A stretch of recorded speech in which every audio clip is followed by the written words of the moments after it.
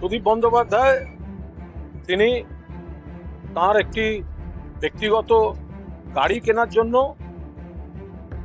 সর্বভারতীয় তৃণমূল কংগ্রেসের কাছ থেকে টাকা চেয়েছিলেন, আর্থিক সাহায্য চেয়েছিলেন। যদিও নির্বাচনী হলফনামা অনুযায়ী তিনি কোটিপতি শ্রেণীতে পড়েন, কিন্তু টাকা চেয়েছিলেন। তো এখন যারা নিজেদের পার্সোনাল গাড়ি কেনার জন্য, তার যুক্তি হচ্ছে তার গাড়িটা পুরনো হয়ে গেছে, বয়স হয়ে গেছে। আর ওনার কত বয়স হলো? উনি যদি বয়সে এখন সমস্ত পদ আঁকড়ে বসে থাকতে পারেন, তো গাড়ি কি দোষ করবে? উনি সেই টাকা চেয়েছেন বলে আমাদের কাছে খবর।